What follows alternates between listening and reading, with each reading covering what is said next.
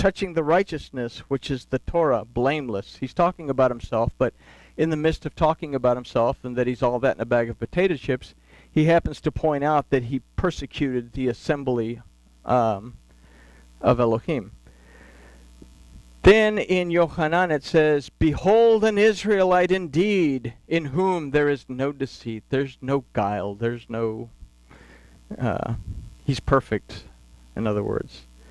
And here's what Paul has to say about himself. Galatians 1:14 through 15. "And profited in the Jews' religion, above many my equals in my own nation, being more exceedingly zealous by the traditions of my fathers. But when it pleased Yahuwah, who separated me from my mother's womb and called me by his favor."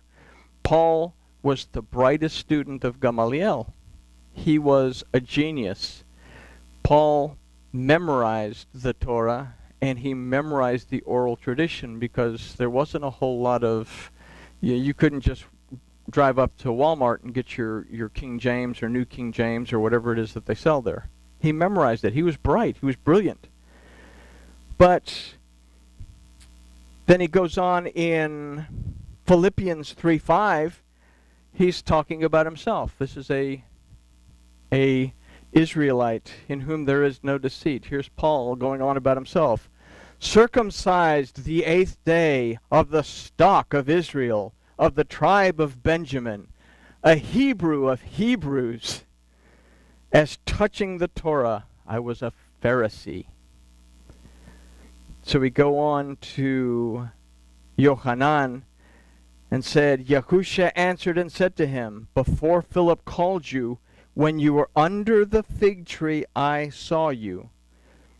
The fig tree is a representation of Israel, but it's also a representation of what would become known as rabbinical Judaism. He was under the shadow, so to speak. He was under the shadow of rabbinical Judaism. So Acts 9:3 through 5. "And as he journeyed, he came near Damascus, and suddenly there shined round about him a light from heaven. And he fell to the earth." He didn't fall off his horse, he simply fell to the earth. "And he heard a voice saying unto him, Saul, Saul, why do you persecute me? And he said, Who are you, Master?" What did Nathanael say? "How do you know me?" "Who are you, Master?" And he said, "I am Yahusha, whom you persecute. Is it hard for you to kick against the goads? Is it difficult for you to go against my instruction?" So what was he doing? He's following rabbinical Judaism, which is not necessarily lined up with the Torah. Nathanael, going back to John, "Nathanael answered and said to him, Rabbi, you are the Son of Elohim."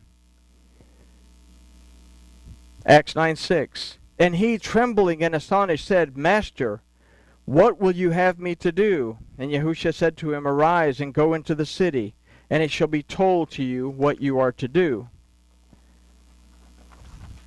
Galatians 1:11 through 12. "But I certify," this is Paul again, "but I certify you, brethren, that glad tidings which was preached of me is not after man.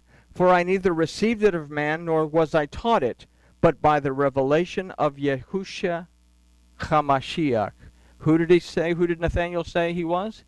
He said, "You are the Son of Elohim, and you are the King of Israel." So here he's saying that not only Yahusha, but HaMashiach, the anointed one, who we're expecting to be the King of Israel. Then we go back to Yochanan, and Yahusha says, "Truly, truly, I say to you, after this you shall see the heavens open, and the messengers of Elohim ascending and descending upon the son of the Adam." What was Shaul's vision? Shaul's vision of Yahusha was on the road to Damascus when the heavens opened up and he saw him. He saw the vision of Yahusha. And Acts 9:3 tells us, "And as he journeyed, he came near Damascus, and suddenly there shined round about him a light from heaven." So again, this is speculation. This speculative idea is simply posed to open our minds to consider some of the subtleties of Yochanan.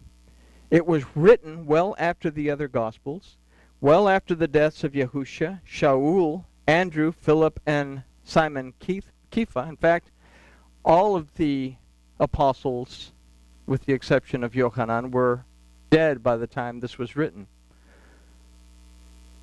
Was Nathanael a real person, or was he a character created by Yochanan to conceal the identity of a real person like Rav Shaul, to recall the merits of Shaul, but out of spite not mentioning him by name? So this is extra, and I will leave you to look forward into it if you want to. There's a lot of these in here. Mary Magdalene will blow your mind.